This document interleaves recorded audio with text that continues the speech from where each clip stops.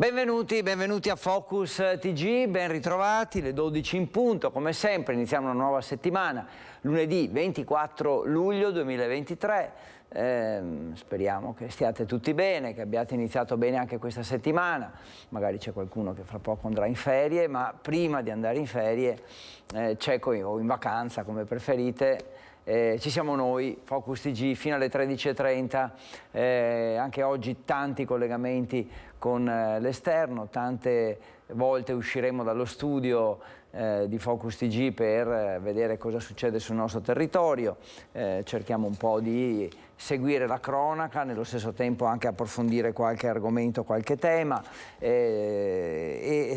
tra l'altro c'è una notizia che è arrivata da poco, veramente da pochi minuti questa mattina e che riguarda Gloria, che è il secondo caso di suicidio assistito in Italia. La signora Gloria, che è un nome di fantasia, paziente oncologica veneta di 78 anni, è morta ieri sera, è la seconda persona in Italia ad aver scelto di porre fine alle proprie sofferenze tramite l'aiuto con la morte volontaria, reso legale a determinate condizioni dalla sentenza della Corte Costituzionale sul caso Cappato Antoniani. Lo rende noto l'associazione Luca Coscioni. Gloria è la prima persona nel nostro paese ad aver ottenuto la consegna del farmaco e di quanto necessario da parte dell'azienda sanitaria. La nostra redazione poi ha contattato l'azienda sanitaria, che però dice non darà informazioni proprio per il rispetto massimo per la privacy della paziente, quindi non ci saranno informazioni da parte delle ULSS del Veneto su quanto è accaduto. E altri temi del giorno sono senza dubbio l'omicidio avvenuto a Padova ieri di un cittadino albanese ucciso a coltellate, ci sono dei feriti, c'erano due connazionali in fuga che erano fuggiti subito dopo dal quartiere Terra Negra, Forcellini di Padova, dove è avvenuta la tragedia, e c'era anche l'interrogatorio in carcere delle persone arrestate perché sospettate di aver ucciso Anna Maria Ceschina Conegliano, tra cui anche l'ex marito, e c'era anche questo tema importante questa mattina, tra poco ci racconterà Christian Arboit. Insomma, tanti temi, come dicevo. Iniziamo dall'omicidio del cittadino albanese a Padova, avvenuto ieri, perché anche i carabinieri insomma hanno comunicato che sono state fermate altre due persone che erano in fuga, le persone che un po' tutti i testimoni avevano indicato come fuggiti subito dopo l'accoltellamento dalla casa del quartiere Forcellini. Allora ci racconta tutti gli aggiornamenti Valentina Visentin, che è collegata con noi da Padova. Valentina. Non ci sente ancora, e allora aspettiamo e finché attendiamo che sia pronta Valentina, andiamo a Vicenza per un servizio sui controlli di polizia effettuati nelle ultime ore. Anche Vicenza è insomma molto attenta a questa questione dei controlli nelle zone calde della città e quindi insomma il questore è molto attivo su questo fronte, sempre cronaca, parliamo sempre di cronaca, quindi andiamo a sentire che cosa è avvenuto nelle ultime ore.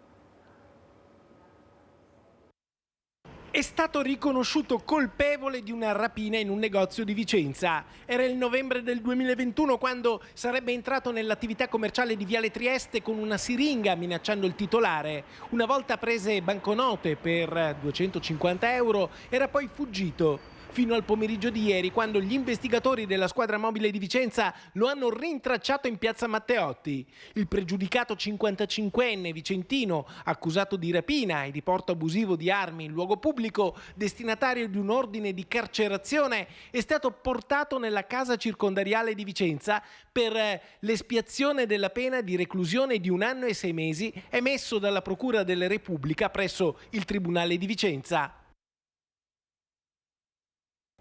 Eccoci qui ancora in studio, siamo partiti con questo episodio di cronaca di Vicenza, poi parleremo anche di controlli di polizia effettuati nelle ultime ore dalla questura e credo che possiamo ora uscire dallo studio, andare a Bassano, parliamo di maltempo, parliamo un po' della conta dei danni, un po' anche del tentativo di ripartire da parte delle aziende, dei privati che sono stati colpiti. Sharon Di Carlo con Mattia Pizzaia stanno facendo un giro per la Pedemontana proprio per vedere qual è la situazione, capire insomma come si sta preparando a ripartire questa fascia così importante del nostro territorio. Sharon, a te raccontaci dove sei e cosa stai vedendo con i tuoi occhi e cosa stai facendo vedere a noi tramite la telecamera guidata da Mattia Pizzaia. Sì, buongiorno Federico, buongiorno a tutti i telespettatori. L'hai detto tu, oggi dopo 5 giorni dalla tempesta di Grandine c'è la conta dei danni. Noi la stiamo facendo da una carrozzeria qui a Tezze sul Brenta. Io sono in compagnia del titolare Walter, buongiorno. Buongiorno, buongiorno. Ci racconti quante auto sono arrivate in questa carrozzeria dopo la tempesta di Grandine di mercoledì sera? Fino adesso 500 macchine abbiamo contato, però la gente continua ad arrivare. Pensiamo che per fine della prossima settimana ne saranno quasi altrettante che arrivano. Adesso abbiamo dato la precedenza ai vetri, quindi sono quelli principali che sono arrivati. Sì, quindi soprattutto vetri, lo vediamo anche da qua, come vedete ci sono danni proprio in tutta l'auto, ci sono gli abbozzamenti, ci sono i vetri distrutti come in questa macchina che stanno per essere sostituiti, ci sono appunto i danni ai fari. Ma Mattia, noi torniamo a parlare con Walter, una stima dei danni, a quanto siamo? Ovviamente è una stima questa. La media per macchina sono 7-8 mila euro di danni. Tante ne hanno anche di più, dipende sempre dall'entità della macchina perché ogni macchina ha un valore diverso del costo dei pezzi. Quindi va a 7-8 la media, poi ci sono anche macchine da 15.000 euro di danni. Quindi 7.000 euro per 500, facciamo presto a fare i conti. Tantissimi, tantissimi. Prima mi raccontava che non sono neanche tutti assicurati. Sì. Fortunati chi sono assicurati, che bisogna vedere sempre l'assicurazione quanto paga, però pagano, e quelli che non sono assicurati è un problema, purtroppo è un grosso disagio. Un altro disagio di cui mi raccontava prima è la tempistica. Perché? Ci racconti? Perché con questo flusso di macchine qua diamo precedenza ai vetri, diamo precedenza perché abbiamo sempre anche i sinistri della gente che è a piedi, però purtroppo se uno deve riparare le botte della Grandine può aspettare anche fino a giugno dell'anno prossimo. Fino a giugno dell'anno prossimo, un anno praticamente di attesa? A me purtroppo sì. Non è mai successo una cosa così, però è stato un evento importante che non ce lo aspettavamo nessuno, insomma. Grazie a Walter, titolare di Angela, grazie mille. Grazie. Intanto noi ci spostiamo perché è venuta a trovarci appunto in carrozzeria anche l'assessore Marchiorello, buongiorno. Buongiorno. Sta tornando a piovere qui a Tezze sul Brenta, noi eravamo fuori con tantissime auto, sembrava veramente un cimitero di auto distrutte, siamo venuti dentro perché è arrivata la pioggia, arriva la pioggia, torna la paura in città. Torna la paura in città anche perché le case con i tetti distrutti sono molte e ancora ci sono persone che non hanno dei teli per coprire i tetti. Questo perché le imprese edili sono molte, ma sono molte di più le case scoperchiate. Come si fa? Le aziende per esempio in che situazione sono? Abbiamo raccontato l'altro giorno, lei ci ha accompagnato a fare un giro e ci sono alcune aziende che hanno 300.000 euro di danni. Certamente queste aziende sicuramente hanno l'assicurazione, ma il periodo estivo non aiuta perché comunque le imprese che dovrebbero fare i lavori di copertura sono in vacanza e non si trovano neanche i materiali. Per cui queste aziende, oltre che al danno, anche hanno un problema di apertura dell'azienda stessa. Comunque prima siamo passati, abbiamo visto Vigili del Fuoco ancora all'opera qui a Tezze sul Brenta dopo 5 giorni. Sì, i Vigili del Fuoco oggi sono in giro per Tezze sul Brenta per le emergenze e quindi case pericolanti le mettono in sicurezza e ringraziamo sempre i Vigili del Fuoco per il lavoro che stanno svolgendo. Grazie all'assessore Marchiorello. Federico, da Tezze sul Brenta è tutto, per il momento ti restituisco la linea. Grazie Sharon, buon lavoro, immagino che non finisca in carrozzeria il vostro giro, ma andrete sicuramente in altri luoghi a verificare quello che è successo e che succederà. Abbiamo sentito di attese davvero molto lunghe per gli automobilisti che hanno subito danni. Vabbè, allora adesso poi torniamo su questo argomento, perché insomma il maltempo ci interessa ancora, e come, anche perché è prevista una nuova allerta fino a domani sera in Veneto, quindi c'è da aspettarsi ancora maltempo nelle prossime ore. Speriamo di no, però potrebbe essere così. Cambiamo decisamente argomento, andiamo a Mestre. C'è Ilaria Marchiori in diretta, l'abbiamo fatta aspettare e adesso allora le diamo la linea per un caso di cronaca che riguarda Mestre. Dove sei, Ilaria? Raccontaci tutto. Sì, buongiorno Federico, buongiorno ai nostri telespettatori. Ci troviamo nella sede mestrina dell'Ulstre Serenissima, purtroppo non per una buona notizia, perché una turista polacca di 27 anni che era venuta in vacanza qui, si trovava in un hotel di Mestre insieme ad alcuni amici, è stata colpita da una meningite fulminante. Per lei non c'è stato nulla da fare, è stata ricoverata nell'ospedale di Dolo. Immediatamente l'Ulstre Serenissima ha dato il via alla profilassi e a tutte le operazioni che si fanno in questi casi. Insieme a noi c'è il dottor Vittorio Selle del Dipartimento di Igiene e Prevenzione dell'Ulstre Serenissima. Allora, dottore, innanzitutto l'Ulstre come si è comportato? Quali sono stati i primi passi che avete fatto e soprattutto cosa accadrà ora? Sì, intanto buongiorno a tutti e anche a chi è in diretta segue. Intanto appunto preciso che tutto il caso poi è stato seguito dalla microbiologia di Mestre, perché l'identificazione di questi microrganismi poi richiede un lavoro di tipizzazione particolare, insomma, che giustamente viene centrato negli hub. Ecco. L'approccio alla meningite è quello standard che è utilizzato da tutti i colleghi, insomma, non solo nel Veneto ma a livello nazionale. Qual è l'obiettivo? L'obiettivo è quello di riuscire a verificare i contatti che la persona, che in questo caso tristemente è deceduta, ha avuto in un arco temporale precedente al decesso e all'insorgenza dei sintomi.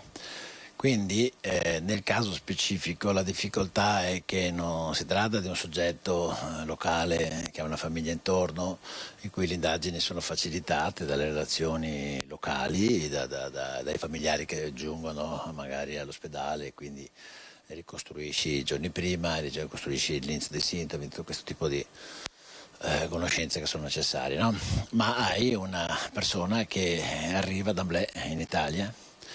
Quindi la giornata di ieri, perché il caso risale a sabato, deceduto nella notte, diciamo la mattina all'alba di domenica, è stato impiegato per riuscire a ricostruire la storia, come si fa, con un'unica traccia. Noi sapevamo che appunto era stata in albergo, quindi abbiamo fatto, adesso io anche per una questione di privacy non cito, ecco, vado nel dettaglio ulteriormente, quindi però do l'idea, insomma, di come funziona il lavoro. Il lavoro funziona appunto con l'identificazione dei contatti che in albergo avevano assistito la persona alla conciergeria al momento oppure all'accompagnamento poi all'ospedale e poi le persone che eventualmente hanno soggiornato in ospedale in sala d'attesa quando la ragazza, perché era fortemente sintomatica, quindi stava male, e quindi abbiamo identificato una decina di persone, tra quelli in pronto soccorso che appunto erano nella saletta però dedicata, quindi non tutti quelli che afferivano al pronto soccorso in quel momento, e un paio di soggetti che erano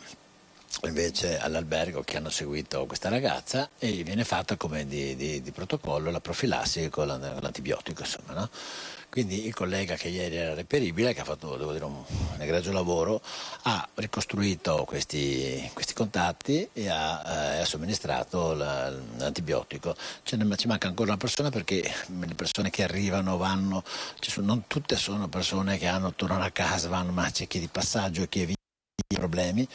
Quindi comunque siamo arrivati a capo di quasi tutti i casi. Adesso ci resta una parte più complessa, nel caso specifico, che stiamo approfondendo con la polizia, perché essendo arrivata in Italia e non abbiamo tracce aeree di questo tipo,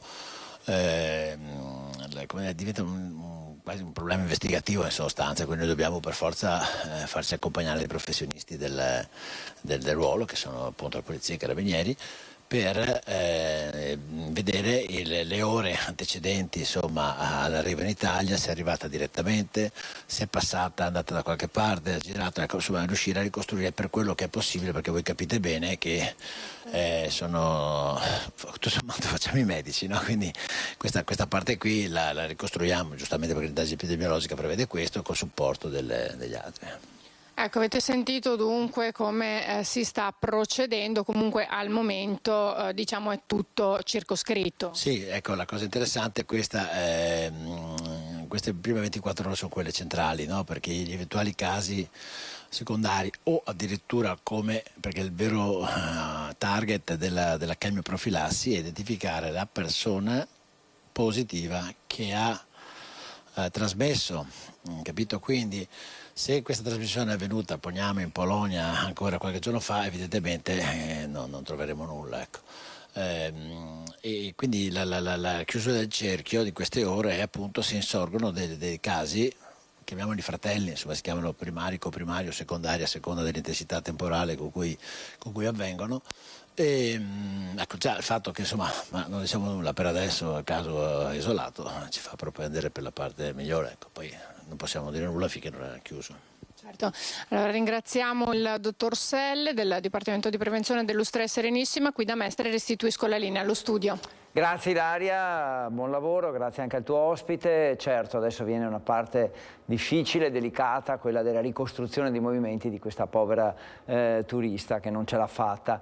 L'altro tema del giorno, abbiamo detto, è sicuramente quello del agguato, comunque insomma della lite finita in tragedia a Padova, quartiere Forcellini. Ce ne siamo occupati ieri, ce ne occuperemo a lungo oggi. Valentina Visentin ha tutti gli aggiornamenti. Vi ho detto in apertura che i carabinieri hanno fermato 2 persone che stavano fuggendo dall'Italia, ma adesso Valentina ci racconta tutto nei dettagli. Allora, linea a te per avere un po' di aggiornamenti. Valentina, ci sei? Sì, buongiorno Federico, la svolta all'alba con il fermo di indiziato di delitto emesso dal pubblico ministero Roberto Piccioni nei confronti di 2 ragazzi albanesi di 19 e 24 anni. Sono stati fermati in tarda notte al confine in provincia di Gorizia dagli agenti della sezione della Polizia Stradale di Gorizia all'altezza dello svincolo di Villesse. Ancora 20 chilometri avrebbero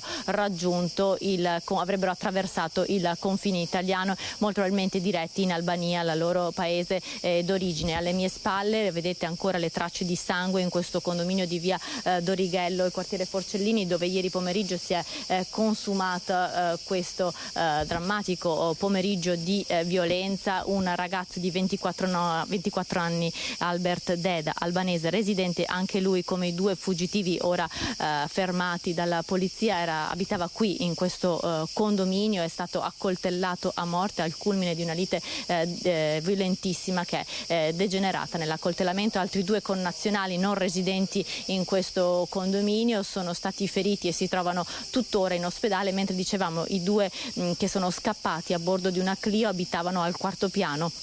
2 persone tranquillissime, ci hanno riferito i vicini, sono scappati in auto con i vestiti ancora sporchi di sangue, mentre quando sono stati bloccati dalla polizia avevano indumenti puliti, ancora con il cartellino, segno che durante la fuga si erano fermati anche per cambiare gli indumenti. Nelle loro mani anche i tagli, segni di questo pomeriggio di violenza. Ancora sconosciuti i motivi di questa tragica lite, ma ricostruiamo quanto è accaduto nel servizio. Sangue dappertutto, le urla, una scena dell'orrore, quella che si è parata davanti ad alcuni residenti dei condomini tra via Dorighello e via Cordenons nel quartiere Forcellini di Padova. A terra, nell'androne del palazzo, i corpi di 3 persone. Un agonizzante blocca con il piede la porta del condominio, l'addome squarciato dalle coltellate. 2 urlano per il dolore e chiedono aiuto, anche loro hanno ferite d'arma da taglio. Sono 3 giovani albanesi, il più grave, 24 anni, muore mentre arrivano i soccorsi, altri 2 di 26 e 28 anni vengono vengono portati in ospedale. Ma ci sono anche altri 2 giovani uomini feriti, sono 2 albanesi che vivono in un appartamento al 4º piano e che i testimoni hanno visto litigare con i 3. Quando arrivano i carabinieri però non si trovano. Una vicina dice di averli visti salire le scale verso il loro alloggio, si sentono anche rumori sospetti. I militari intervengono con le squadre antiterrorismo e sfondano la porta. Un boato squarcia il silenzio del caldo pomeriggio estivo, l'abitazione è vuota. I 2 giovani, anche loro albanesi, sono in fuga a bordo di una Clio rossa. Confermarlo un'altra testimone accorsa sul balcone dopo aver sentito le urla. Dice di aver visto i 2 ragazzi con le maglie sporche di sangue salire a bordo dell'auto e fuggire. Ho visto 2 ragazzi seduti per terra che così. Pieni di sangue. Col sangue e basta, non ho visto altro perché io sono andata via subito, perché sono uscita dal mio cancello, perché abito di là. Ok. E ho preso la macchina, c'era un ragazzo che ha chiamato l'ambulanza che non conosco. Per tutto il pomeriggio fino a tarda serata i carabinieri e il pubblico ministero Roberto Piccione insieme alla scientifica sono rimasti a repertare tracce. Si cerca anche l'arma o le armi e si cerca di capire che cosa abbia innescato la lite finita nel sangue. Forse un regolamento di conti. I 2 ragazzi in fuga, uno studente e un muratore, sono persone tranquille, dicono i vicini, nessun problema. Ma ieri, mentre scappavano, sembravano terrorizzati. La svolta a tarda notte con il loro arresto, fermati verso il confine in provincia di Gorizia dalla polizia stradale di Palmanova. E dicevamo, insomma, i rilievi dei carabinieri stanno proseguendo anche in queste ore in tutto il palazzo. Ogni traccia di sangue è stata repertata, molto probabilmente si cerca ancora l'arma del delitto, 1 o più coltelli, ancora non sappiamo perché trapelano pochissime informazioni di questa vicenda, dai contorni ancora tutti da definire. Quel che è certo è che il bilancio di questo pomeriggio di sangue è di un ragazzo deceduto, 24 anni, Albert Deda, albanese, che viveva in questo palazzo, e altri 2 suoi connazionali feriti di 26 e di 28 anni. I 2 fuggitivi sono stati fermati e appunto in mattinata all'alba è stato emesso il fermo di indiziato di delitto. Da Padova è tutto, vi terremo aggiornati se ci sono ulteriori sviluppi. Intanto restituisco la linea allo studio. Grazie Valentina, siamo qui, se hai novità naturalmente intervieni e richiedici la linea. Insomma, mi pare di capire che quello che manca, la cosa principale che manca, è l'aspetto principale che manca, è il movente di questa aggressione, e infatti le indagini sono in corso proprio per capire esattamente quale possa essere stato il motivo scatenante di tanta violenza, mentre sulla dinamica, come ci diceva Valentina, tutti questi rilievi fatti dai carabinieri serviranno a chiarirla ancora meglio, ma insomma tra testimonianze, immagini magari di telecamere e ovviamente i rilievi fatti dalle forze dell'ordine dovrebbero aiutare proprio a circoscrivere meglio l'accaduto, nel senso di avere meglio la dinamica, proprio come e cosa è accaduto, e poi la ricerca dei coltelli, delle armi, del coltello, forse più di uno. Vabbè, torneremo ovviamente a parlare di questo perché è un tema di grande interesse e intanto andiamo a Vicenza. Vi avevo anticipato i controlli delle forze dell'ordine nel fine settimana disposti dalla Questura, in particolare con lo scopo di controllare edifici abbandonati e parcheggi pubblici. Qui si sono un po' concentrati diciamo, i controlli nel fine settimana a Vicenza. Vediamo. Operazione antidegrado nei parcheggi e negli edifici abbandonati di Vicenza contro i bivacchi non autorizzati. Raffica di controlli nelle zone più a rischio segnalate dai cittadini, da Ponte degli Angeli a Viale San Lazzaro fino a Corso Santi Felice e Fortunato, Via Lanza e Campo Marzo, e poi attorno ai centri commerciali frequentati da tanti vicentini soprattutto nel fine settimana. Nel parcheggio dell'ospedale San Bortolo la polizia ha identificato 2 pregiudicati per cui il questore ha firmato 2 fogli di via dalla città. Nel corso dell'operazione sono stati controllati 4 locali, 39 veicoli e 113 persone, di cui 42 straniere e 33 con precedenti penali o di polizia. Al termine il questore ha disposto un altro foglio di via obbligatorio da Vicenza, 4 avvisi orali nei confronti di personaggi che denotano una spiccata pericolosità sociale e 3 ordini di allontanamento dall'Italia.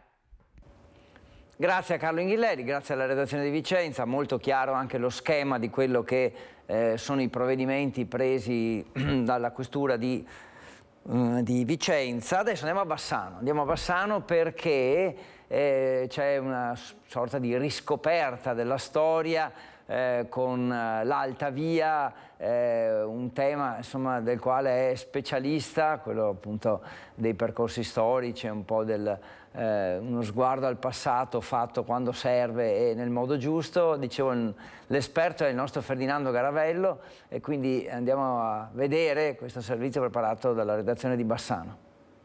Pasubio, Cimone, Altopiano, Grappa.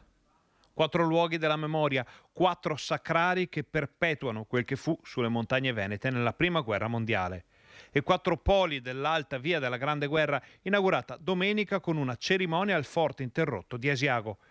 Il percorso mette assieme 200 chilometri di sentieri e strade in grado di collegare i punti cardine della memoria di quel grande carnaio che fu il primo conflitto mondiale, permettendo ai visitatori di vivere oggi quelle vestigia di un passato che non può e non deve ritornare mai. Ma l'Alta Via della Grande Guerra non è solo memoria, sacrari, campi di battaglia, è anche immergersi in una natura ammaliante dove i suoni del bosco e gli odori degli alberi si danno la mano con il silenzio delle montagne venete. Il progetto è stato portato avanti dalla provincia e realizzato con il contributo dei comuni interessati, dalla spettabile reggenza dei 7 comuni, della soprintendenza e della regione. L'Alta Via è stata tenuta a battesimo dall'alpinista vicentino Mario Vielmo e resa più avvincente da una rievocazione in divisa d'epoca che ha fermato lo scorrere del tempo per qualche minuto. Lo stesso Vielmo porterà con sé una spilletta della provincia nella sua prossima avventura a 8.000 metri, trasportando idealmente le montagne vicentine dall'altra parte del mondo. Per tutti gli altri, invece, si apre la possibilità di scoprire e riscoprire un territorio bellissimo attraverso una pagina di storia terribile, tenendo sempre a mente i punti capitali di questa mappa della memoria: Pasubio, Cimone, Altopiano, Grappa. Grazie a Ferdinando Garavello, aggiornamento storico molto interessante. Purtroppo torniamo alla cronaca che ci porta innanzitutto tra Mestre e Mogliano. Adesso vediamo 2 o 3 notizie, 2 o 3 servizi, uno dopo l'altro, proprio legati alla cronaca. Il primo è un servizio di Daniela Sizia su un inseguimento a folle velocità tra Mestre e Mogliano Veneto, poi lo schianto nel Trevigiano. Una residente dice: pensavo fosse scoppiata una bomba, arrestato un pregiudicato e purtroppo ci sono ben 4 poliziotti feriti. Pensavo fosse scoppiata una bomba.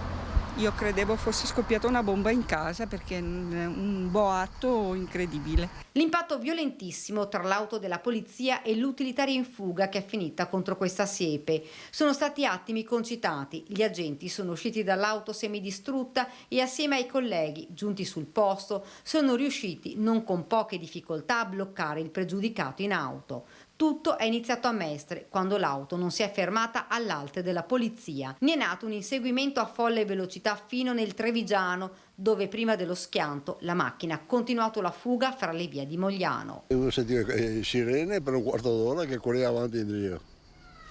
E dopo si è fermato qua davanti, sono venuta fuori e era i carabinieri con la polizia. L'utilitaria correva sul marciapiede, ci racconta questo cittadino. E correva sul marciapiede qua. Sulla macchina? La macchina rossa correva sul marciapiede, sulla pista ciclabile, anche probabilmente se c'era qualcuno succedeva qualcosa anche. Sul posto a supporto anche i carabinieri. L'automobilista, un 45enne italiano pregiudicato, non ha avuto scampo dopo l'impatto. È stato arrestato. Ho visto quest'auto incastrata dentro al fosso e con gli agenti che stavano già cercando di estrarre il conducente. E al momento io ho pensato fosse un incidente, proprio che lo stessero cercando di salvare, invece cercavano di bloccarlo perché probabilmente cercava di scappare. 4 poliziotti sono rimasti feriti leggermente, sono stati portati negli ospedali di Treviso e Mestre per essere medicati. L'auto della polizia, ci racconta, era distrutta. Distrutta l'auto, il centrostrada distrutta, e invece una macchina rossa, un'utilitaria rossa qui dentro al fosso, non aveva grandi danni. All'interno della macchina del 45enne sono stati trovati arnesi da scasso, soldi e droga. Ancora la cronaca che ci porta a Jesolo, perché c'è stato purtroppo un altro incidente mortale durante la notte scorsa a Jesolo. A perdere la vita Nicolas Maritain, 26 anni, di Musile di Piave. Secondo una prima ricostruzione, il ragazzo era sceso dal mezzo sul quale viaggiava insieme ad altri amici, fermo sulla carreggiata, quando è stato investito e ucciso da un'altra auto che sopraggiungeva. Sul posto sono subito intervenuti i sanitari del SUEM, ma nonostante i tentativi di rianimarlo, per Nicolas non c'era più nulla da fare. Lievemente feriti gli amici della vittima e i passeggeri dell'altra vettura, sul posto i vigili del fuoco. Adesso andiamo a Conegliano, quindi l'Alta Marca, dove un 36enne è stato arrestato perché si è rifiutato di sottoporsi all'alcol test e poi ha aggredito i carabinieri. Viaggiava nel Coneglianese al volante di un'auto quando ha perso il controllo del mezzo finendo fuori strada. Prima ha abbattuto alcuni segnali stradali, poi ha terminato la sua corsa contro un veicolo parcheggiato. In pochi istanti sul posto sono arrivati i carabinieri, ma il 36enne trevigiano, di fronte alla richiesta dei militari di sottoporsi all'alcol test, ha reagito con violenza, rifiutandosi prima di effettuare la misurazione del tasso alcolemico per poi inveire aggredendo i carabinieri, che sono stati costretti a immobilizzarlo. L'uomo è stato arrestato per resistenza e violenza pubblico ufficiale, arresto convalidato in giudizio per direttissima in tribunale a Treviso. Per il 36enne è stato disposto l'obbligo di dimora. Adesso una notizia che arriva dalla Guardia di Finanza, proprio recente, che ha intercettato, ha individuato delle persone che percepivano il reddito di cittadinanza senza averne diritto. L'operazione è della Guardia di Finanza di Treviso, con l'INPS e il Nucleo Speciale Spesa Pubblica e Repressione Frodi Comunitarie del Corpo della Guardia di Finanza, ha portato alla denuncia di 70 persone che dovranno restituire un totale di 440.000 euro. I fatti sono stati scoperti dopo controlli effettuati su tutto il territorio della provincia, controllando la veridicità dei dati contenuti nelle autodichiarazioni di chi aveva ottenuto il reddito di cittadinanza. Per alcuni casi riguardanti cittadini stranieri, la causa è dovuta al mancato requisito della residenza. Bisogna essere residenti da almeno 10 anni nel territorio italiano e negli ultimi 2 continuativamente. Poi in altri casi non avevano indicato alcuni nella dichiarazione dei redditi le vincite ottenute attraverso il gioco online e quindi informazioni false sui propri redditi. Il caso di un 60enne significativo che, omettendo di dichiarare disponibilità economiche derivanti da vincite al gioco per oltre 255.000 euro, ha percepito indebitamente somme per 18.500 euro. Quindi poi questi soldi verranno tra l'altro richiesti. Adesso ovviamente si passerà alla fase in cui dopo le denunce, una volta approfondita la situazione, la Guardia di Finanza, le autorità chiederanno la restituzione di queste somme quando sarà accertato che sono state ottenute senza averne diritto. Ancora, come dicevi, ecco, grazie mille Renato che dalla regia quindi prima di andare avanti con la diretta, con la cronaca, scusate, andiamo subito velocemente a Treviso senza far aspettare Christian Arboit, perché l'altro tema del giorno è quello della morte della signora Ceschina, Conegliano, Anna Maria Ceschin, che per questa tragedia sono state fermate delle persone, in particolare anche l'ex marito. Oggi c'era l'interrogatorio di garanzia in carcere. E quindi una situazione che va delineata meglio, e allora ci affidiamo a Christian, che credo proprio sia davanti al carcere. A te, Christian. Quando vuoi. Sì, buongiorno dall'esterno del Tribunale di Treviso con Nicoletta Rizzetto che sta curando la parte tecnica. Fra pochi minuti si terrà una conferenza stampa del capo procuratore Marco Martani che darà ulteriori dettagli sul caso Ceschin, questa donna trovata morta il 24 giugno scorso all'interno della sua abitazione a Conegliano. Un fatto che vi stiamo raccontando da giorni e per il quale ci sono 4 persone in carcere tra Treviso Treviso e Venezia, tra questi anche il marito, l'ex marito Enzo Lorenzon, che questa mattina nel corso dell'interrogatorio di garanzia si è avvalso della facoltà di non rispondere, così come si sono avvalsi della facoltà di non rispondere anche gli altri due soggetti in carcere a Treviso, entrambi dominicani, e come si avvarrà della facoltà di non rispondere anche la compagna ed ex collaboratrice domestica di Lorenzon, che si trova per l'appunto al carcere della Giudecca, sezione femminile. Un mosaico che si sta componendo in questi giorni, in questi minuti. Ci sono delle persone attualmente ricercate che avrebbero avuto un ruolo decisivo in questo delitto: 2 esecutori materiali e una intermediaria, un'altra donna intermediaria. Sono stati identificati, quindi da parte del capo procuratore potrebbero esserci aggiornamenti anche da questo punto di vista. Parliamo di uno dei delitti più efferati, se il quadro indiziario sarà in qualche modo confermato, uno dei delitti più efferati della storia recente della Marca trevigiana. Ma io direi di farvi sentire l'avvocata Martina Pinciroli, legale di Enzo Lorenzon, che abbiamo intervistato poco fa all'esterno del carcere di Santabona. Io per il momento vi saluto e vi do appuntamento più tardi con gli aggiornamenti dalla Procura. Allora, sì. Avvocato, com'è andata? Cosa è successo? Ma si è avvalso, come anticipato, della facoltà di non rispondere. Ora avremo accesso agli atti del fascicolo e quindi capiremo se ci sarà la necessità di fornire dei chiarimenti. Non ha detto proprio nient'altro? No, non ha proprio detto nient'altro, però ecco, insomma, abbiamo rappresentato le condizioni di salute e chiesto sostanzialmente di l'applicazione di una misura come gli arresti domiciliari in una struttura di cura, proprio per le sue precarie condizioni di salute. Ora dovremmo cercare di reperire una struttura del territorio che sia idonea per ospitarlo. Si è sentito male anche stamattina? Ha ribadito allora,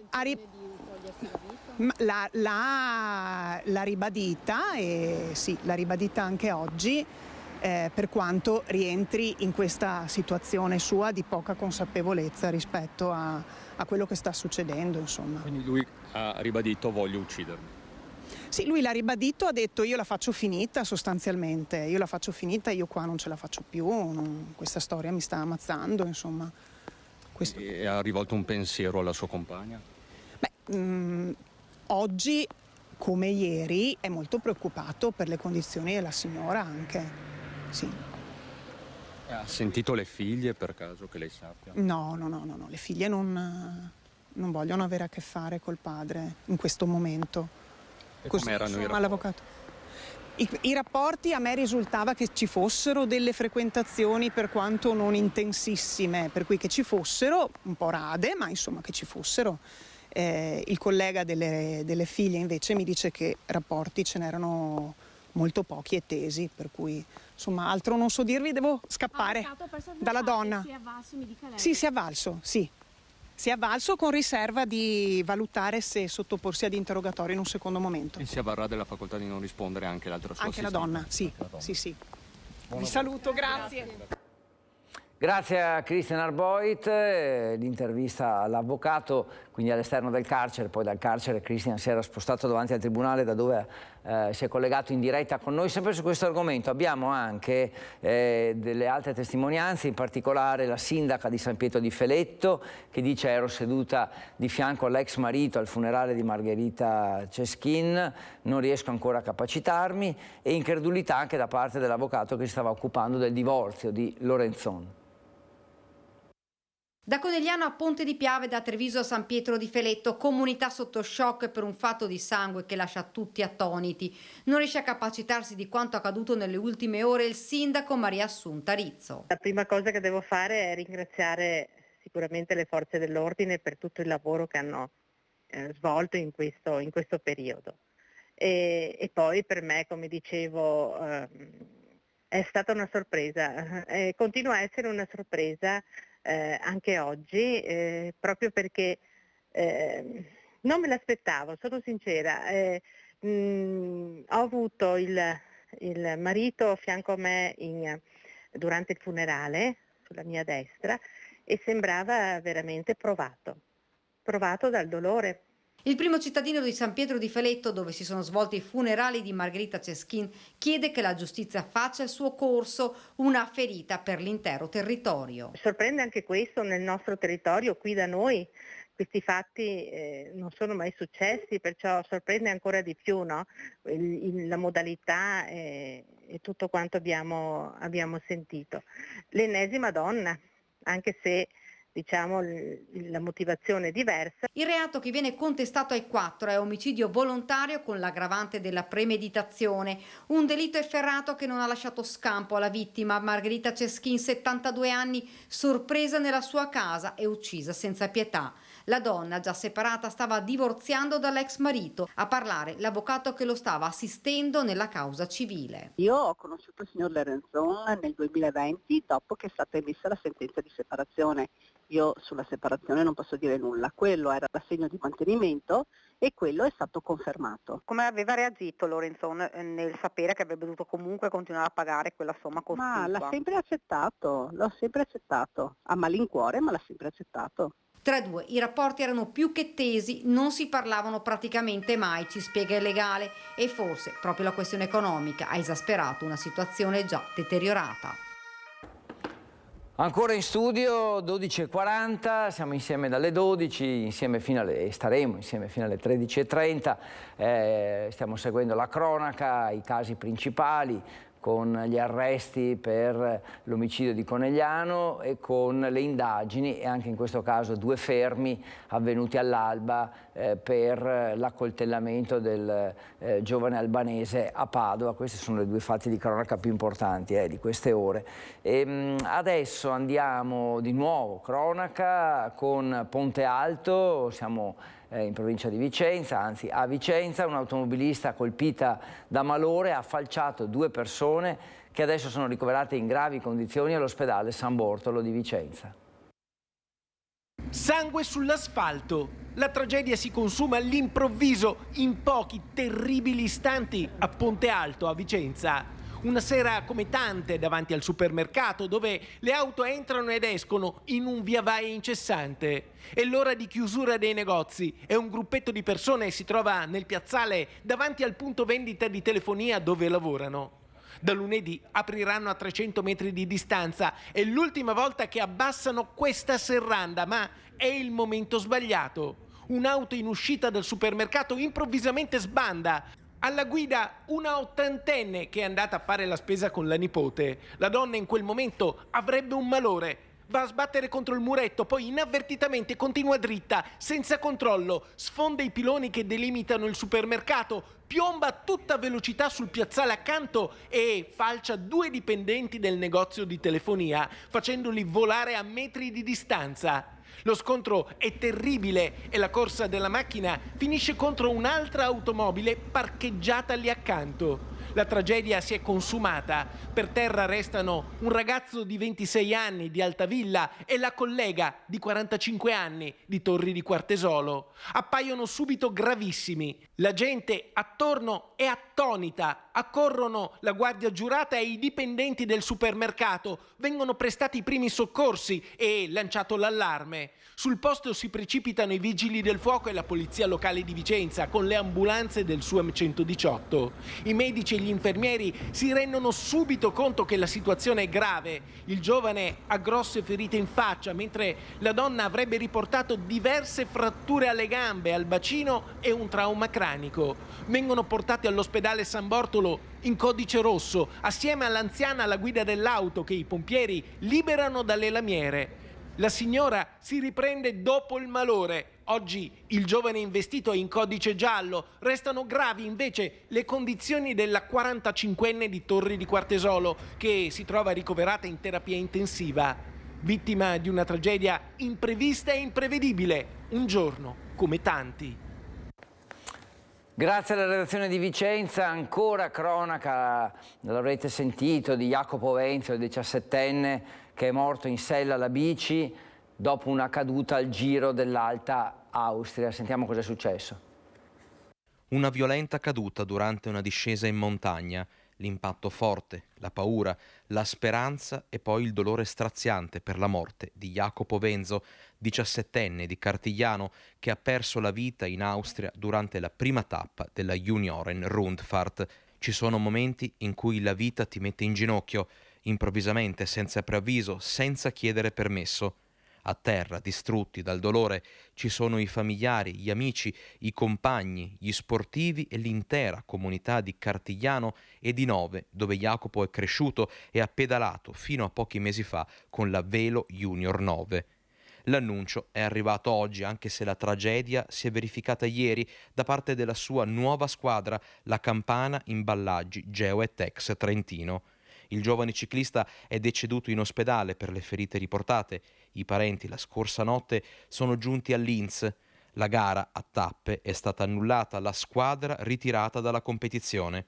Lui, giovane campione, in sella alla bici e nella vita, stava rincorrendo i suoi sogni insieme ad altri 140 concorrenti di vari paesi europei. Jacopo è nato e cresciuto ciclisticamente parlando a Nove, lui è di Nove, al Velo Junior 9 ha mosso i suoi primi passi e da quest'anno, passando nella categoria Juniores, è passato con me alla Campana Imballaggi Geo&Tex 2000. Jacopo, come tutti gli altri ragazzi, è per me un figlio a tutti gli effetti. Un figlio straordinario, un ragazzo di quelli che ogni genitore vorrebbe, mai una lamentela, mai uno sgarro con gli altri ragazzi, un ragazzo che si faceva voler bene da chiunque. La nostra priorità adesso sono i ragazzi, perché chiaramente sono stati scossi da quanto accaduto, e soprattutto la famiglia, stare il più vicino possibile alla famiglia. Adesso appena rientrano tutti quanti ci troveremo.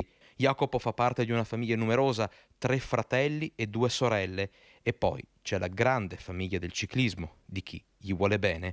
Jacopo, un ragazzo di 17 anni, con un futuro tutto da scrivere nello sport e soprattutto nella vita, e per questo fa ancora più male. Tutto a Cartigliano si stringe intorno alla famiglia, agli amici e a tutti quelli che volevano bene a Jacopo in questo momento di immane dolore. Nonostante il tempestivo intervento dei soccorsi e il ricovero in ospedale, Jacopo è deceduto per le gravi ferite riportate, hanno comunicato la Federazione Ciclismo dell'Alta Austria e gli organizzatori. Il 17enne, proseguono, stava scendendo da solo ed è rovinosamente caduto in una lunga curva a sinistra. Adesso c'è solo il dolore, il cordoglio e il saluto dei suoi compagni. Abbiamo un angelo in più a proteggerci da lassù. Grazie ad Alex e Giuliano per questo ricordo del giovane Jacopo. Una brevissima pausa, poi torniamo ancora alla cronaca, parleremo di maltempo tra poco, usciamo dallo studio e ci collegheremo con l'Alta Padovana.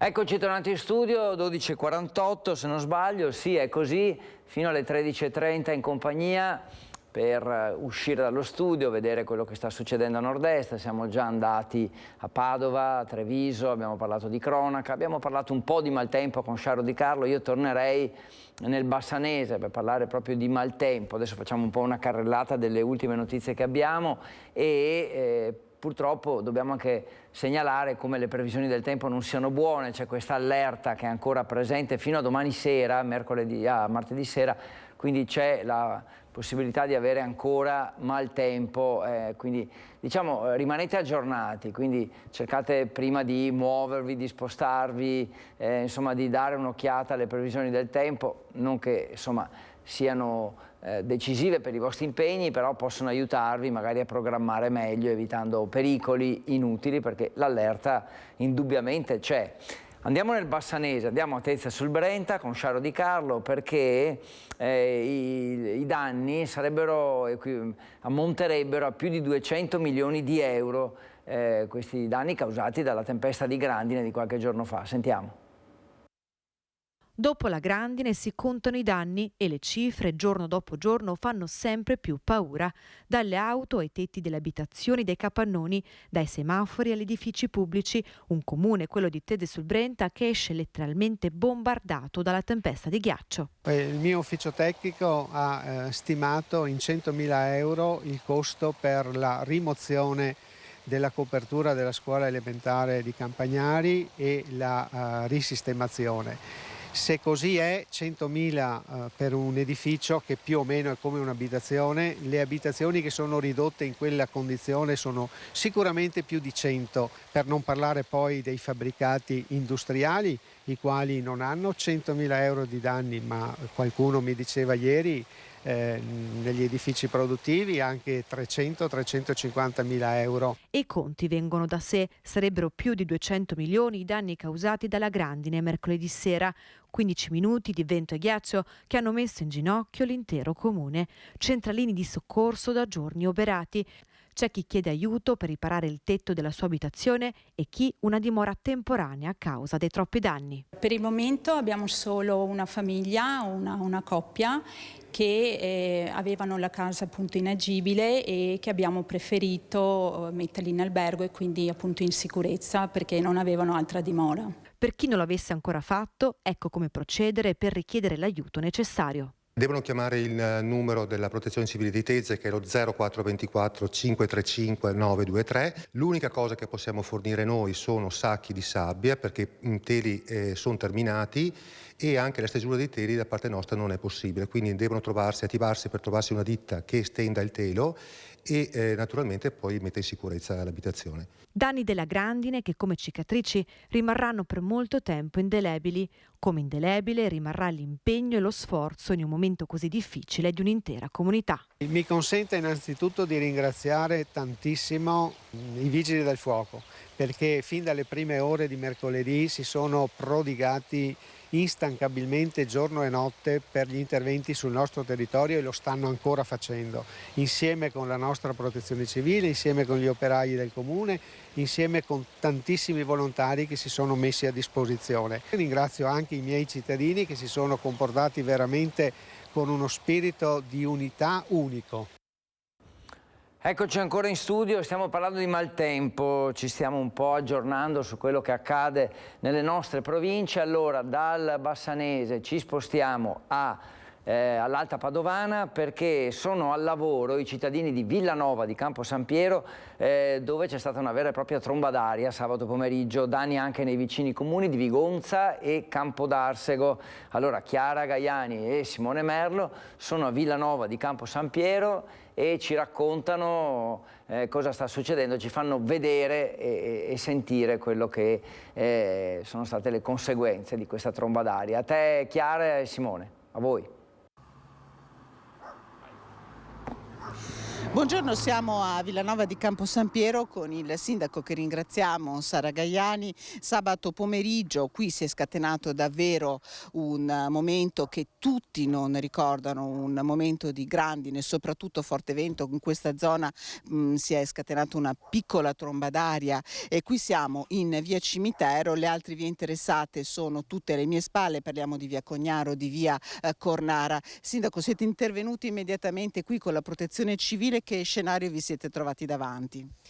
Grazie, intanto buongiorno. Ci siamo trovati uno scenario che non ci aspettavamo, sinceramente. Dopo gli eventi dei 2 giorni prima pensavamo che fosse una semplice burrasca, invece abbiamo dovuto e ringraziamo anzi la protezione civile che è immediatamente intervenuta. Abbiamo avuto un supporto da loro e da decine di volontari che ci hanno consentito di sgomberare l'area, perché purtroppo oltre ai tetti divelti di diversi garage, attrezzi, ricovero attrezzi, c'erano, come vedete, anche alle nostre spalle appunto dei vigneti che hanno subito dei danni gravissimi, ma soprattutto la viabilità stradale era in gravi condizioni perché decine di alberi si sono abbattute e questo ha comportato disagi alla viabilità, e per fortuna la protezione civile con il suo intervento veramente degno di nota e i volontari che si sono adoperati subito siamo riusciti a ripristinare la viabilità.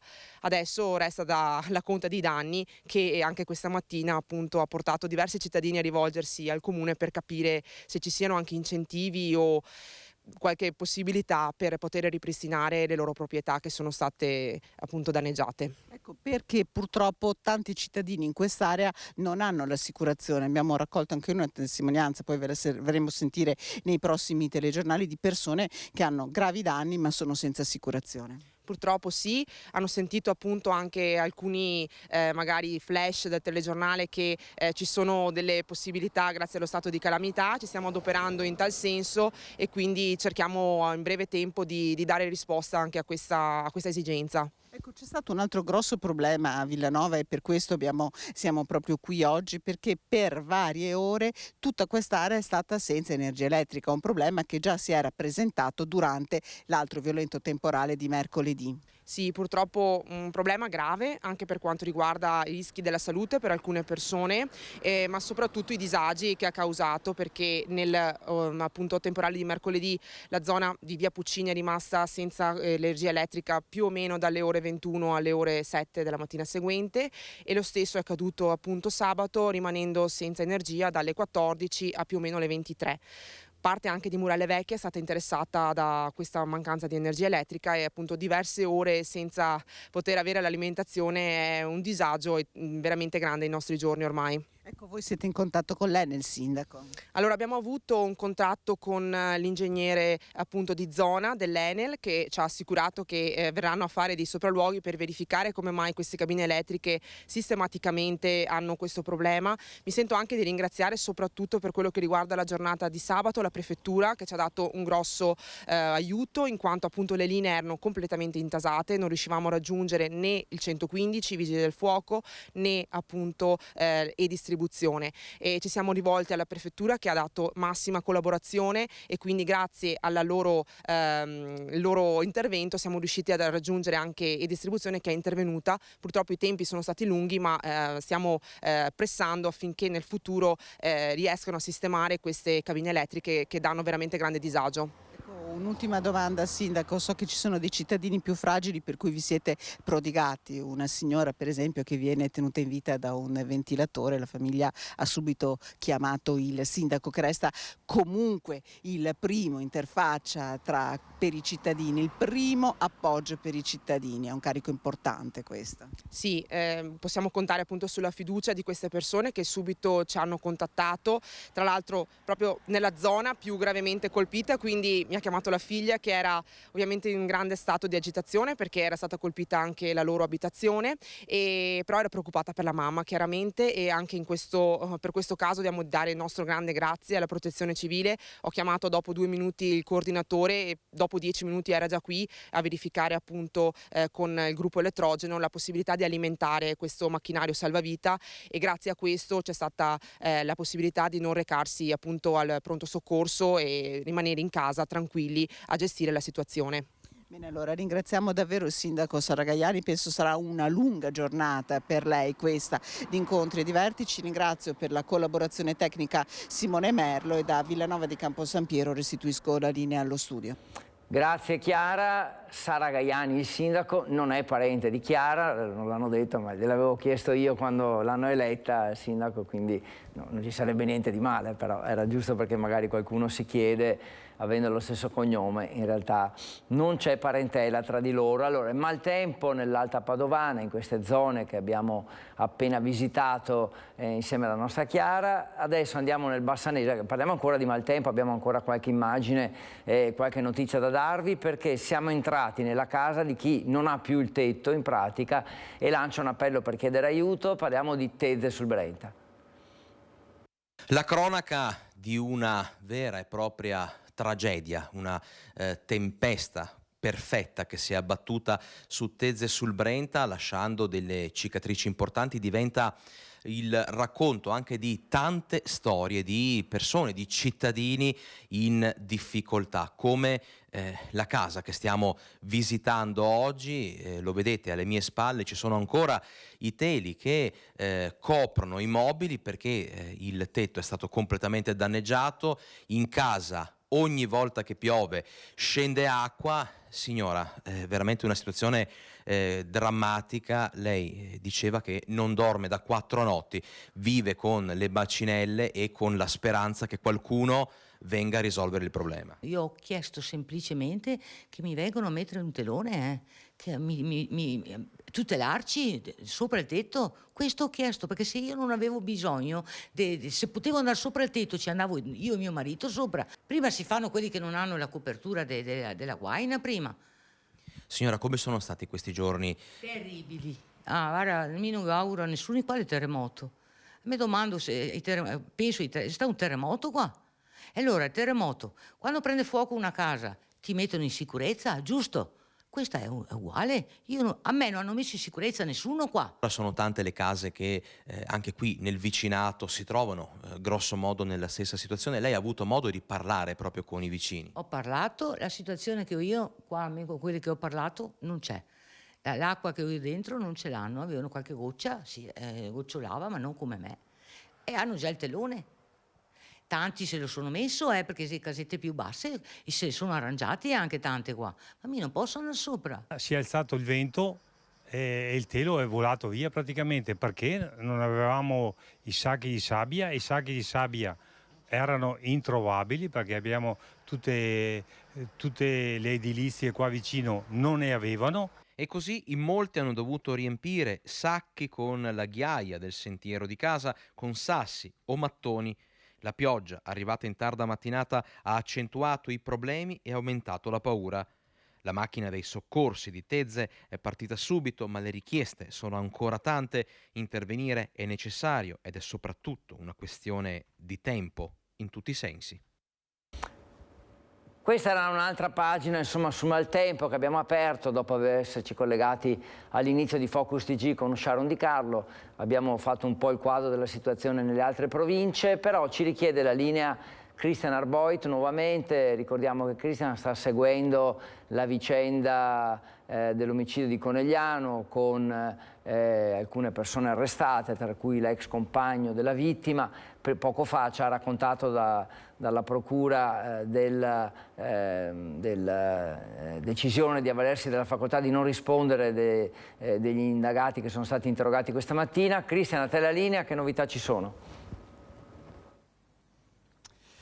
Allora Federico, buongiorno di nuovo anche da parte di Nicoletta Rizzetto che si trova con me per la parte tecnica. Allora è un mosaico che si sta componendo minuto dopo minuto, nulla è definitivo in questa tristissima vicenda. Allora come dicevi tu e come vi avevo raccontato all'inizio di questa edizione, i soggetti che si trovano in carcere si sono avvalsi della facoltà di non rispondere.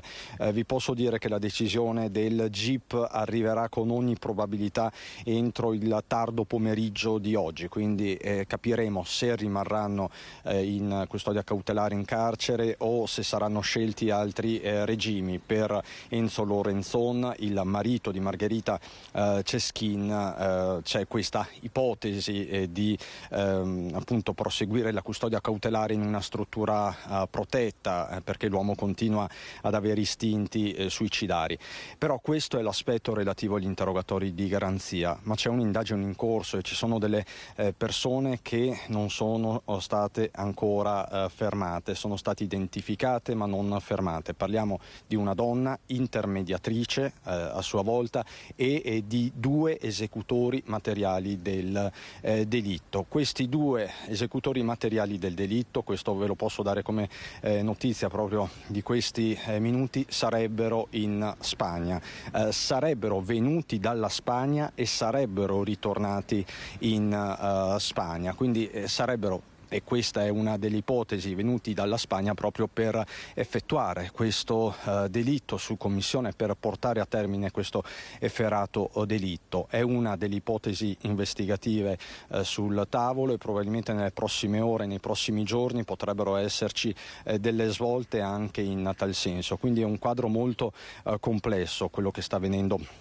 avanti. Gli inquirenti ovviamente tengono il più stretto riservo. Nelle prossime ore, nella giornata di domani, ci sarà una conferenza stampa pubblica del capo procuratore Martani. Là ci saranno delle dichiarazioni, diciamo così, ufficiali. Per il momento ci sono soltanto dichiarazioni ufficiose e ci sono delle notizie che vengono ovviamente confermate a mezza bocca, verrebbe da dire, ma così è e non potrebbe essere altrimenti di fronte a un quadro indiziario così complesso. Tra l'altro Per quanto riguarda Enzo Lorenzon, lo stesso Lorenzon tra i suoi propositi aveva quello di ripararsi nella Repubblica Dominicana. Pare che ci sia anche questo aspetto, quindi Lorenzon, 79 anni, 80 anni in autunno, sembra progettasse la fuga nella Repubblica Dominicana. Tra l'altro dominicana è la sua compagna, anche lei appunto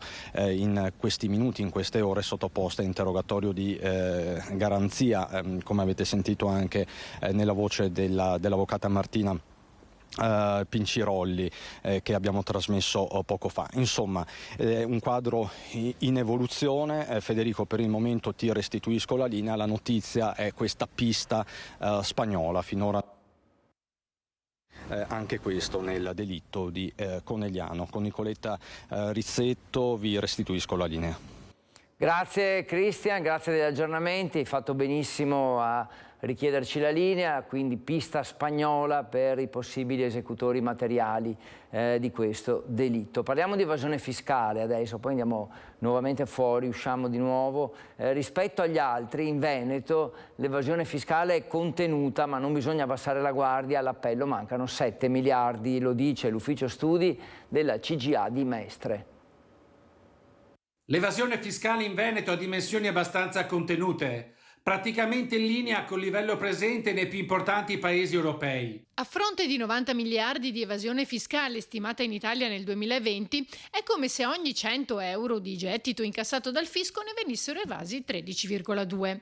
La situazione più critica emerge dalla CGA e nel Mezzogiorno. Il territorio nazionale più fedele al fisco invece è la provincia di Bolzano, che presenta un'evasione di 9,3 euro ogni 100 incassati. In termini assoluti, in Veneto nel 2020 sono stati sottratti al fisco poco più di 7 miliardi di euro, una situazione questa in linea con la media dei principali paesi europei, ma non bisogna abbassare la guardia.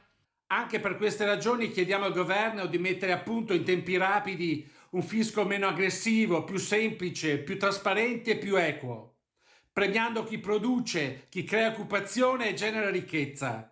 Pagare meno per pagare tutti, garantendo allo stesso tempo un gettito sufficiente per far funzionare la macchina dello Stato e per aiutare chi si trova in difficoltà. Adesso andiamo a Bassano perché i furti delle statue in riva al Brenta continuano a indignare l'opinione pubblica. Il furto delle statue in legno e degli animali in metallo che hanno trasformato le rive del Brenta in un museo a cielo aperto tanto caro ai bassanesi e non solo, ha lasciato un profondo senso di scoramento nella comunità. Tantissimi messaggi di solidarietà arrivati alla nostra redazione nei confronti del comitato di Sant'Eusebio e dell'artista Silvio Rizzato.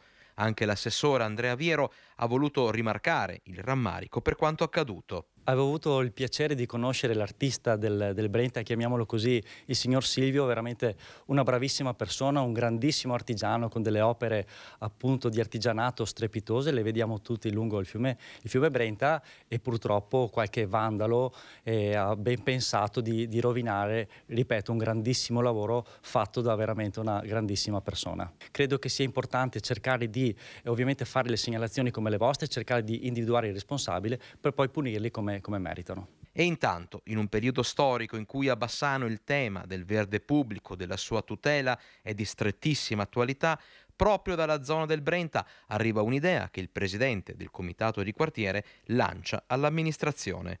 Poco distante da qui c'è un'area potenzialmente da sfruttare, un'area pubblica potenzialmente da sfruttare per trasformarla in un parco. Sì, qui 500 metri più avanti, a ridosso della ex Clima Veneta, c'è una zona con delle vasche di depuratori, non viene più utilizzata. A occhio saranno più di 1000 metri quadri, è una zona vicinissima al sentiero. Avevamo chiesto che questa zona, è scritto anche che venga rivalutata, pulita, e potrebbe essere, noi siamo disponibili a collaborare, anche a tagliare le piante per quello che riusciamo a fare, grazie alla protezione civile, ai volontari che vengono, per restituire ancora uno spazio verde alla città, visto che si discute tanto di cemento piuttosto che di verde. 13:09, Focus TG ora ci porta a Vicenza perché sabato 8 luglio c'era stato il blitz dei No TAV a Ponte Alto, avevano bloccato il traffico con una manifestazione improvvisa. La polizia ha portato avanti le indagini per risalire i responsabili di questa protesta non autorizzata. Allora, le ultime novità su questa vicenda ce le racconta Carlo Inghilleri, che è collegato con noi dalla Questura di Vicenza, proprio con il questore Paolo Sartori. Allora sentiamo Carlo, che è in compagnia di Andrea Benetti. A te. Buongiorno a tutti i telespettatori da Vicenza. Ci troviamo nell'ufficio del questore, il dottor Paolo Sartori, che è qui con noi e che ringrazio perché è molto impegnato e molto occupato, però ci ha dedicato 5 minuti per raccontare gli ultimi sviluppi di quel fatto che risale all'8 luglio del 2023, quindi di quest'anno, quando circa 200 attivisti No TAV salirono e occuparono Ponte Alto. Noi avevamo documentato quell'episodio proprio con le immagini in presa diretta. Ebbene, da allora sono partite le indagini per identificare chi era sopra il ponte, circa 140 attivisti, e chi era invece rimasto sotto, circa 60 attivisti No TAV. Ricordiamo tra l'altro che occuparono il ponte bloccando il traffico con una manifestazione non autorizzata. Ebbene, da allora, come abbiamo detto, le indagini, signor Questore, sono andate avanti, e a oggi che cosa possiamo dire? La prima fase degli accertamenti della Digos ha consentito di individuare in maniera compiuta una ventina dei partecipanti, tra i partecipanti e gli organizzatori di questa manifestazione autorizzata, che è stata sciolta con la forza, e nei confronti di queste persone si è già provveduto a denunciarle all'autorità giudiziaria, alla Procura della Repubblica, per aver organizzato e partecipato a una manifestazione non autorizzata e per non aver ottemperato all'ordine di sgombero dato dal dirigente del servizio di ordine pubblico. Nei confronti di 6, fino a questo momento, nei confronti di 6 di questi partecipanti, essendo loro residenti fuori dal comune di Vicenza, ho dato disposizione di avviare la procedura per emettere nei loro confronti un foglio di via obbligatorio con divieto di ritorno a Vicenza per i prossimi 3 anni. Quindi insomma un provvedimento importante, severo, certo che però adesso le indagini andranno avanti, anche perché molti attivisti No TAV non erano di Vicenza, perché in quell'occasione arrivarono un po' da tutto il Veneto. Sì, non solo dal Veneto, anche da altre parti del nord Italia. La Digos sta continuando gli accertamenti in collaborazione con gli uffici delle Digos delle altre questure, proprio per addivenire all'identificazione completa ed efficace di tutti quelli che hanno partecipato, per potermi consentire di adottare analoghe misure di prevenzione personale nei confronti di queste persone. Ecco, chiudiamo ricordando quello che disse anche all'epoca, cioè le manifestazioni sono assolutamente legittime, si può esprimere la propria opinione, però devono essere manifestazioni autorizzate. Questo cosa vuol dire? Comporta che prima bisogna chiedere l'autorizzazione all'autorità competente, quindi al questore. Sì, bisogna, chi vuole organizzare qualunque tipo di manifestazione deve notificarlo alla questura almeno 3 giorni prima, e poi il questore valuterà se autorizzarla così come è stata richiesta, se negarla oppure se autorizzarla con delle prescrizioni. Ma la strada per poter manifestare è quella di richiedere, di notificare alla questura l'intenzione di organizzare una manifestazione. Ecco, chiudiamo quindi ricordando quali sono le imputazioni, quindi questa ventina di attivisti che sono già stati riconosciuti, identificati, dovranno rispondere di cosa? Verranno denunciati per cosa? Sono stati denunciati, queste 20 persone sono state denunciate per aver organizzato e preso parte a una manifestazione non autorizzata e per non aver adempiuto all'ordine di sgombero quando il dirigente ha dato l'ordine di sgombero. Si sta valutando anche per altri partecipanti, si sta valutando anche l'ipotesi di sanzionarle per blocco stradale. Bene, io ringrazio il questore di Vicenza, che è molto impegnato, quindi lo lasciamo, e anche perché la sicurezza in città è nella provincia di Vicenza, è nelle sue mani, quindi la lasciamo, a un lavoro molto importante e prezioso. Io direi che da qui, da Vicenza, è tutto. Restituisco la linea allo studio. Grazie Carlo, grazie al questore Paolo Sartori. Cambiamo decisamente argomento. Challengers, il film di Luca Guadagnino, precedentemente annunciato come film di apertura, arriva la notizia che non parteciperà alla Mostra del Cinema di Venezia per le decisioni assunte dalla produzione. Fuori Guadagnino, dentro Favino, lo sciopero degli attori di Hollywood ha obbligato la Biennale a un cambio in corsa. Challengers del regista Guadagnino, annunciato da giorni come film d'apertura dell'80ª Mostra Internazionale d'Arte e Cinematografica di Venezia, da forfait, una decisione della produzione del film in conseguenza allo sciopero degli attori americani, nonostante il regista Luca Guadagnino volesse fortemente essere a Venezia.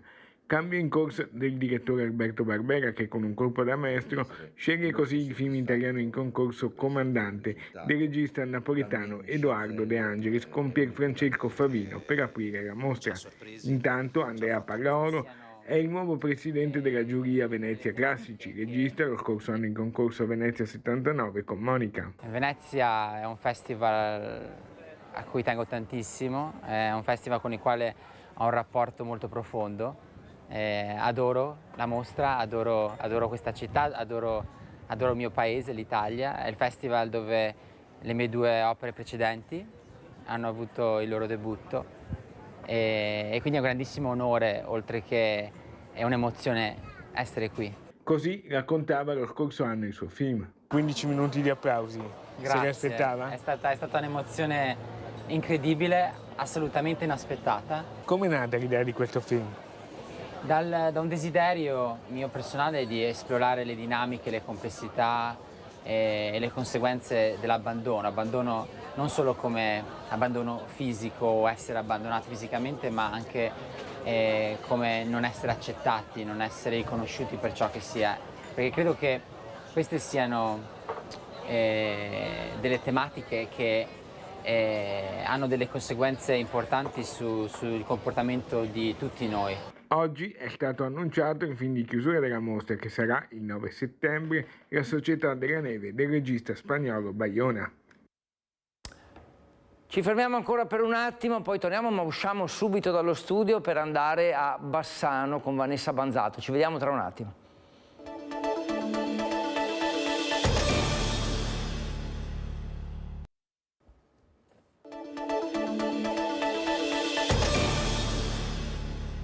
(13:19), bentornati a Focus TG, insieme fino alle 13:30, abbiamo ancora tante notizie da darvi e contributi da mostrarvi. Infatti adesso andiamo subito in diretta a Bassano, dove c'è per noi Vanessa Banzato, che ci parla con Mattia Pizzaia del censimento delle piante. In pratica, da quello che ho capito, verrà messo un microchip in alcune migliaia di alberi. Ecco, non so se ho spiegato bene. Vanessa, a te la linea, raccontaci tutto.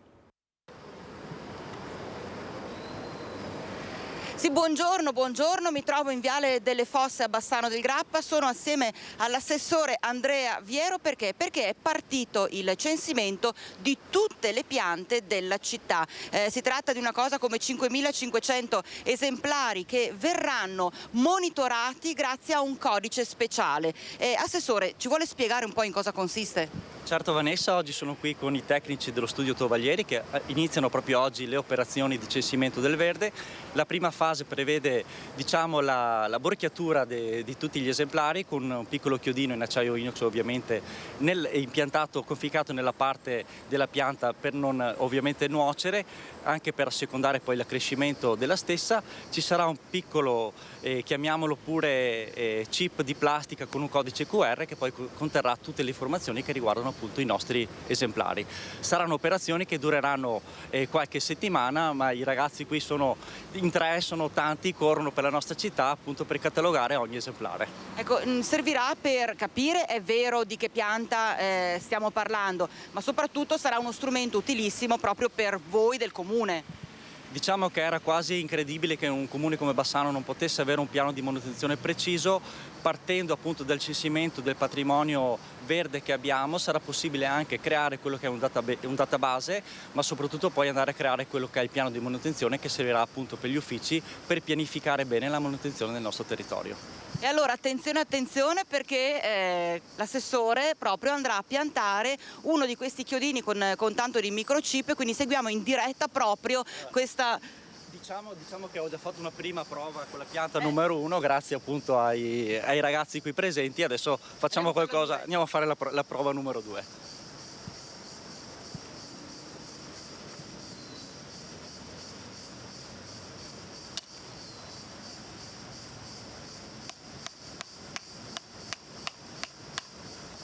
E il 2 è andato. Vogliamo spiegare, vogliamo specificare che non c'è nessuna lesione alla pianta. Assolutamente, il chiodo è in acciaio, ovviamente sono anche chiodi che sono stati accuratamente puliti, sono inseriti nella parte morta della pianta con la possibilità appunto di assecondare la crescita dello stesso in maniera tale proprio da non arrecare danni. Quindi adesso piano piano vengono piantati tutti questi chiodi in tutte le piante di Bassano del Grappa. Quanto durerà questo lavoro? Qualche settimana appunto, sappiamo che insomma ci sono le ferie di agosto in mezzo, ma insomma lo studio Tovalieri è super attivo e credo che nel giro di qualche settimana sarà tutto fatto. E allora per il momento da Viale delle Fosse è tutto, ricevo la linea allo studio. Grazie Vanessa, interessante collegamento, complimenti anche all'assessore, è uno studio certamente che poi avrà un beneficio e avete fatto bene a precisare che non c'è nessun danno per le piante. Adesso a Vicenza, perché uno dei temi principali dei prossimi mesi è quello della TAV che attraverserà proprio la città, che non attraverserà, ma insomma arriverà anche, passerà per Vicenza, arriverà anche in città. Quindi c'è ovviamente attenzione all'ambiente, possibile impatto sul territorio e allora cerchiamo di capire come saranno sostenibili questi cantieri. Obiettivo cantieri sostenibili per un'opera impattante, la TAV, per cui si è riunita la Commissione Territorio con tecnici di IRICAV 2, ARPAV e ULSOTTO Berica, ascoltando in audizione l'Associazione Medici per l'Ambiente che ha presentato uno studio sugli impatti ambientali, in particolare dei cantieri, che l'alta velocità potrebbe avere sul territorio comunale, su aria, acqua e suolo. L'obiettivo è che l'opera, che sarà sicuramente molto impattante e che porterà sicuramente anche tante difficoltà alla città, sia però il più sostenibile possibile, quindi per esempio che sia ridotto il consumo di acqua, che siano ridotti i passaggi dei camion in città. Ecco, per far questo serve da subito attrezzarsi e la commissione di oggi parte con questo percorso. Opera che prevede un piano di monitoraggio e controllo. Abbiamo dedicato una commissione agli impatti ambientali, quindi con tutte le istituzioni coinvolte per capire come minimizzare gli impatti. Noi abbiamo chiesto ad IRICAV e ad RFI di applicare il protocollo Envision, che è un protocollo che assicura la sostenibilità ambientale dell'opera, che diminuisce l'impatto sull'acqua, sull'ambiente. Siamo fiduciosi, speriamo che questa richiesta venga accolta. Intanto nei prossimi giorni si affronterà il tema degli espropriati, al momento stimati in 200. Nei prossimi giorni avremo un primo incontro della cabina di regia che lavorerà proprio su questo, organizzare incontri con gli espropriati a piccoli gruppi per discutere con loro di quali sono le soluzioni migliori per dar loro una nuova casa. Abbiamo chiesto di non inviare le lettere fino al momento in cui non avremo avuto un confronto diretto con gli espropriati per preparare bene il terreno e per ragionare anche sul fatto che le tempistiche siano adeguate, cioè che immediatamente abbiano la possibilità di accedere a una nuova casa. Ancora il maltempo però da una diversa angolazione, perché i danni lungo la riviera del Brenta hanno costretto a dimettersi dall'incarico il direttore sportivo del Campo d'Arsego Calcio. Danni per centinaia di migliaia di euro, un'azienda tutta da ricostruire a Camponogara nel Veneziano. Roberto Tonicello, direttore sportivo di grande esperienza che da 2 mesi aveva assunto un incarico al Campo d'Arsego Calcio, squadra che milita nel campionato di Serie D, è stato costretto a rinunciarvi a malincuore per recuperare e occuparsi delle problematiche legate alla sua azienda. Il maltempo che si è abbattuto in Veneto la scorsa settimana ha conseguenze anche nello sport. I problemi maggiori per Tonicello sono arrivati nella giornata di sabato. A comunicare la decisione una breve nota della società che lo ringrazia per il lavoro svolto. Adesso la segnalazione di un telespettatore sulle erbacce e gli alberi caduti lungo i lungargini Codotto e Maronese Scaricatore, un paradiso per pedoni e ciclisti. Parliamo di Padova, però in questo momento la situazione è un po' degradata, diciamo così. Maltempo, caldo ed erbacce. Un nostro telespettatore ci manda alcune foto che fanno ben vedere come lungo l'argine che collega Volta Barozzo con Ponte Quattro Martiri e poi il Bassanello, sempre molto frequentato dai padovani che cercano un po' di refrigerio e lungo il quale possono camminare, correre, andare in bicicletta, portare a spasso i cani, la situazione sia degradata. Erbacce alte, i resti di alberi e rami caduti ma non raccolti e l'impossibilità di sedersi sull'erba per riprendere fiato tra una corsa e una passeggiata. È evidente che l'erba cresce in fretta e non è semplice tenerla sotto controllo, ma non dimentichiamo che questo percorso è un vero e proprio biglietto da visita di Padova, sotto gli occhi di migliaia di cittadini, giovani e turisti che lo frequentano. Torneremo tra qualche giorno a vedere se il Comune ha provveduto alla manutenzione. Una pagina di cronaca, andiamo a Zanè, siamo nel Vicentino, dove una lite è sfociata in violenza ed è stato denunciato un ristoratore di 35 anni. Litiga con un fornitore del suo ristorante e lo prende a martellate. Denunciato un 35enne di origine cinese residente a Zanè con l'accusa di lesioni personali dolose aggravate nei confronti di un 28enne di origine senegalese. Sarebbe una lite la causa scatenante dell'aggressione, un diverbio sfociato poi in violenza.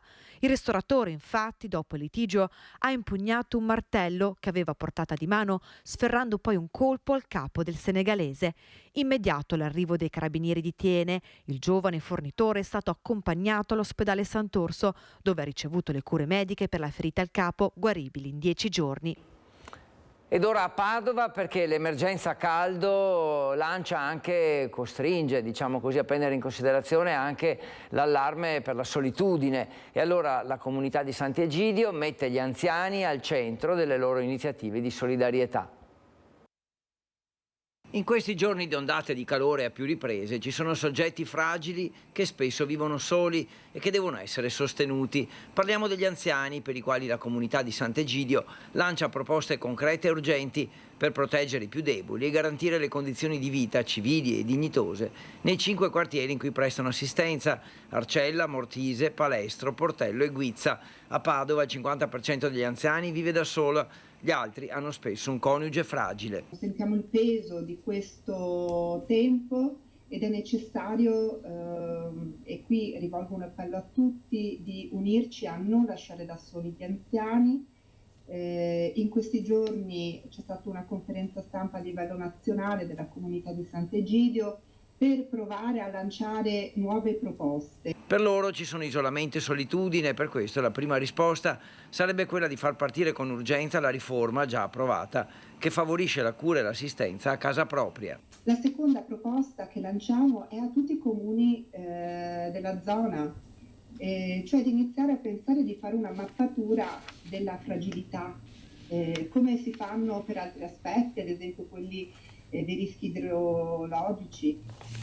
Quindi chiediamo, questo può essere un primo passo per capire dove ci sono i bisogni più emergenti. La comunità di Sant'Egidio lancia un appello a tutti i comuni italiani di fronte all'emergenza ambientale che si sta aggravando e che colpisce sempre di più le fasce deboli, soprattutto gli anziani. Per aiutarli si può partire dai gesti più semplici. Vedere se la cassetta delle lettere della casa di quell'anziano accumula la posta è un segnale un po' che fa pensare se non è andato in vacanza. Vedere se le finestre rimangono chiuse, se non fa i soliti giri nel quartiere che fa di solito, e se si incontra qualche anziano per strada, provare anche a fermarsi se lo si vede in difficoltà. Qualche consiglio utile, insomma, per aiutare gli anziani. Ci dobbiamo fermare. Termina qui questa puntata di Focus TG. Vi abbiamo tenuto compagnia, spero, e nello stesso tempo vi abbiamo informato su quello che accade. Vi auguro buon pranzo per chi deve ancora pranzare, buon pomeriggio e poi ci ritroviamo con tutta la programmazione di Rete Veneta. Arrivederci.